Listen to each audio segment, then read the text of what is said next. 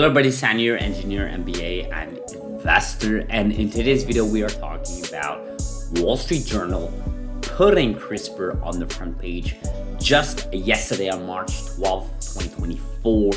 Want to talk about all that here in this video. Before we do that, couple of notes. I literally just came back from New York City over the weekend here. Beautiful city, lots of love, great people, just a great city overall. Fantastic places, fantastic venues, food was amazing. So shout out to all New Yorkers. I learned some words in New York. New Yorkers say some words such as coffee or such as caught for caught. You know, when you catch something, caught, or would like some coffee. So. And there's obviously other words I learned.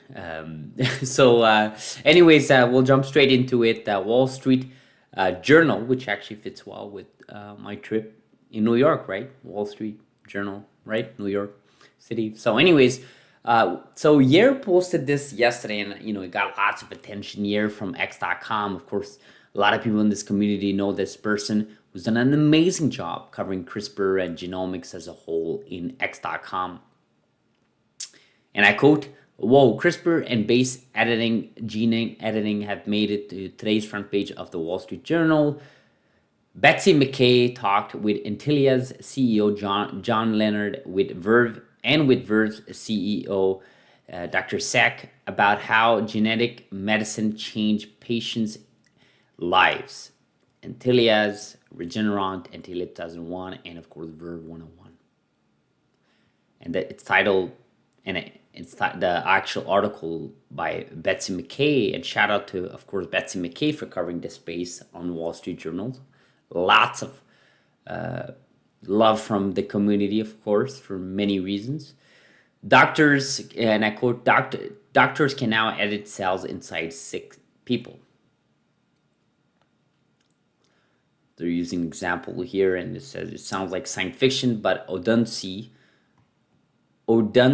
is among dozens of people participating in the studies in a controversial new front gene editing revolution. Regulators approved last year's world first medicine using CRISPR, the Nobel-winning tool for modifying genes. The medicine for sickle cell disease, a group of inherited blood disorders involving extracting cells, editing them in the lab, and putting them back in the patient body. Of course, that's ex vivo. The experimental therapies Odunsi and others are receiving, by contrast, edit their cells inside their bodies. In vivo gene editing, as approach is called, could transform medicine. Several therapies are for cardiovascular disease, and if proved safe and effective, could reach millions of patients. So, of course, in vivo has a place for it. Of course, that's the whole thesis of companies like Intellia's, their success with Intellia 2001 and Intellia 2002. It's all about the in vivo.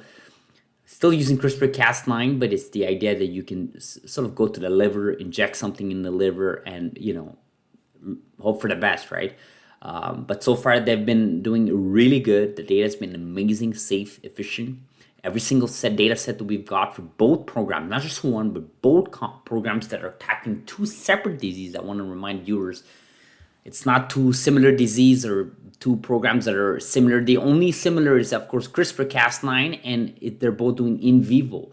The mechanism stays the same, I guess, but it is obviously tackling each programs are tackling two different diseases, which should be mentioned to our viewers so people understand how amazing NTLA has done in this space when it comes to CRISPR data and so on. So, of course, look, I don't have a subscription to Wall Street Journal, guys. I don't really have the full article, but clearly here it got a lot of viewers, a lot of retweets or reposts rather, from many people in this space and in this community. So, and I tweeted something. I posted something on X.com shortly after reading this, what you're seeing on the screen. I said, Wall Street Journal covering CRISPR in the front page is a testament to where we are today when it comes to CRISPR. I think CRISPR is starting to hit mainstream, and you're starting to see that.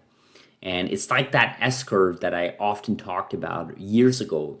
If early viewers on the channel remember, I used to talk about the S curve, where it's like in the technology space, the S curve is like at the beginning of the S, it's flat, it's boring, it looks like a dead end.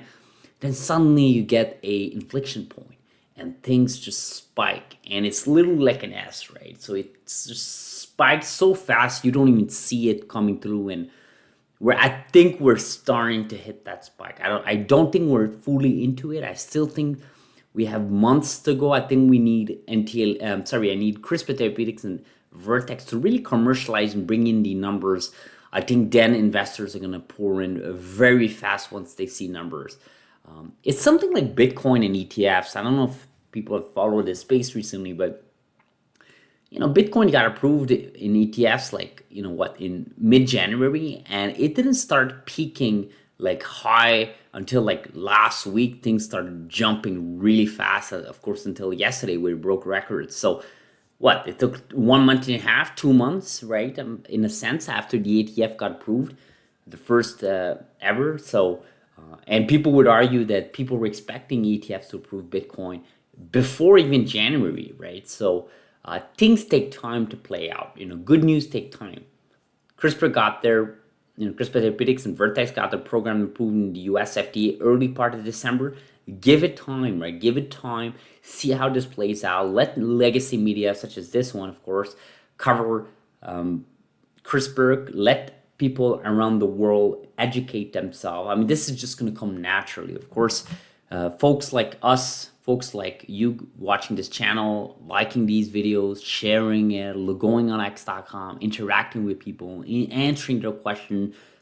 I don't want to use the word promote or market, but sometimes you do want to promote or market a particular industry or a particular technology, right? Because you strongly believe in it, you build conviction, and you strongly believe there's a future for it. And I think we should all do that in our lives with whatever we think is best, whether it's charity, whether it's a technology you invested, whether it's fitness and health, or whatever you're into.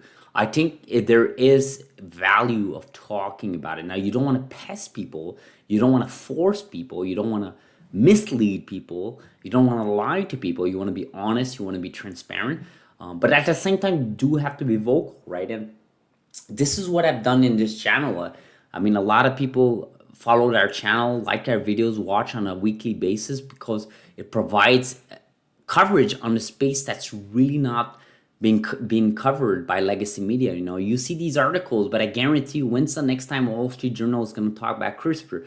Maybe the next time is probably going to be in 2-3 months, which is not that bad, to be honest. But that's my whole point in this. You need these continuous flow of information to go through citizens and an individual, and I would argue that's the power of YouTube, that's the power of x.com, and so on. So I'll end this video like this. As always, subscribe if you're not. Like this video, guys. We just talked about promoting marketing videos. Do like it. It puts videos on people's homepages. And let me know in the comments below, what do you guys think about Wall Street Journal covering it? It's a late Wednesday video, but my next video is going to come over the weekend. Thank you so much, guys, for watching. I'll see you guys.